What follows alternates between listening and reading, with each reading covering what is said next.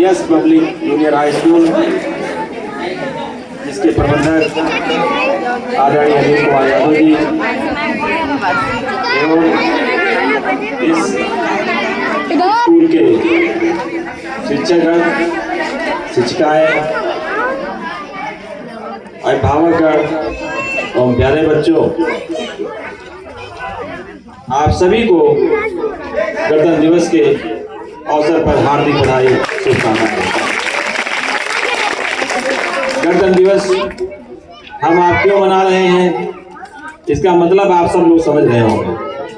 गणतंत्र दिवस 26 जनवरी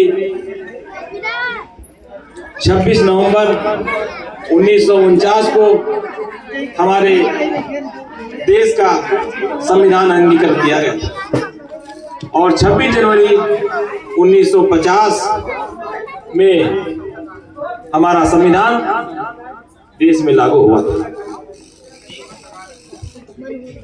संविधान परम पूज्य बाबा साहब डॉक्टर भीमराव अम्बेडकर जी ने 2 वर्ष 11 माह 18 दिन में लिखकर देश को समर्पित किया। हमारे संविधान में सही बन रहा 12 अनुसूची, 22 भाग एवं 396 अनुच्छेद है। हमारा संविधान विश्व में सबसे अच्छा संविधान है और संविधान के माध्यम से संविधान में जो हमें आपको अधिकार मिले हुए हैं, जैसे सबसे बड़ा अधिकार शिक्षा का अधिकार। आज हमारे प्यारे बच्चे जो गणतंत्र दिवस मना रहे हैं, निश्चित रूप से संविधान की बदौलत हम आप शिक्षा ग्रहण कर रहे हैं, गणतंत्र दिवस मना रहे हैं। तो मेरा आपसे यही कहना है कि हम आप सब लोग परम पूज्य बाबा साहब डॉक्टर भीमराव जी के त्याग को, बलिदान को और संविधान के अधिकार क्या है, संविधान में क्या क्या हमें व्यवस्था दी गई है, इसके बारे में हमें जरूर जानने की जरूरत है। जब हम जान जाएंगे संविधान में क्या क्या व्यवस्था है, क्या क्या हमें अधिकार मिले हुए हैं, तो निश्चित रूप से हम आप किसी मामले में पीछे नहीं रहेंगे और हमेशा संघर्ष करके आगे बढ़ने का काम करेंगे। अभी मैं मधुरापुर में था, वहां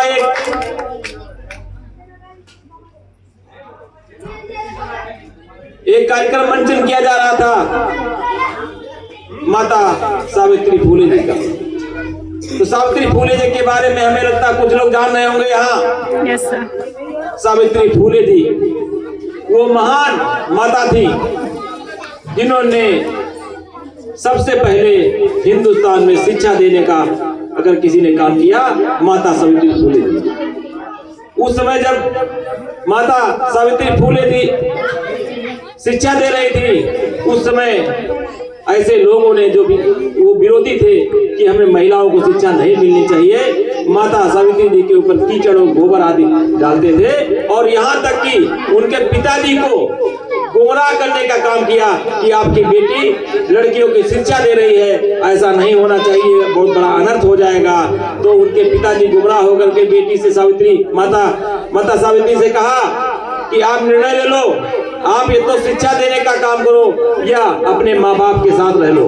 तो उन्होंने क्या कहा, हमें बच्चियों को शिक्षा देनी है, हमें माँ बाप के साथ नहीं रहना है, हमें बच्चियों को शिक्षा देना है। तो इसी बीच में फातिमा शेख जी से संपर्क हुआ। महिला फातिमा शेख जी ने उन्होंने सावित्री जी से कहा, मैं आपको स्कूल पढ़ाने के लिए जगह दे रही हूँ, आप शिक्षा दीजिए, बच्चियों को शिक्षा दीजिए। तो फातिमा शेख जी ने उन्हें स्कूल की जगह दिया और बराबर पढ़ाती है। इसी तरह मैं क्यों कह रहा हूँ ये बात, हमें आपको सोचना चाहिए। हमारा जो संविधान है, संविधान की बदौलत आज हमारी महिलाएं, हमारी बच्चियां तो शिक्षा पा रही हैं। संविधान ना होता तो हमारी बच्ची शिक्षा ना पाती। तो हमें आपको सबको ये सोचने की जरूरत है। तो मेरा यही कहना है, आप देख रहे हैं संविधान जो भारत का संविधान है, जो व्यवस्था दी गई है, उस व्यवस्था को धीरे धीरे जो वर्तमान सरकारें चल रही हैं उसको समाप्त करने का काम कर रही हैं। तो हमें आपको जागरूक होकर के हमें संघर्ष करना है। तो निश्चित रूप से बाबा साहब ने कहा था, शिक्षित हो, संगठित हो, संघर्ष करो। जब शिक्षित हो जाएंगे निश्चित रूप से संगठित हो जाएंगे। जब संगठित हो जाएंगे, संघर्ष करके हम जो भी चाहेंगे, जो भी फैसला हम कर सकते हैं, उस फैसले को हम करके आगे बढ़ सकते हैं। बाबा साहब ने कहा था, शिक्षा वो शेरनी का दूध है जो पिएगा वो दहाड़ेगा। तो शिक्षा सबसे बड़ी पूंजी है।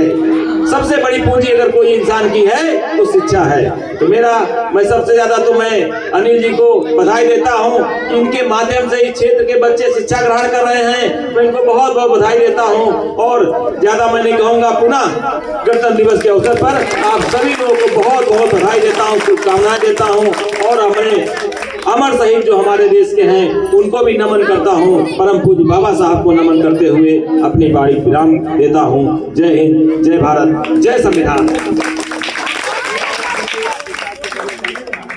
हमारे विद्यालय परिवार के स्टाफ आ जाए मंच पर, एक फोटो होनी है। आ रही है भैया सर जी, हमें नहीं पाओ, खींचो आके तुम, खींचो तुम्हें।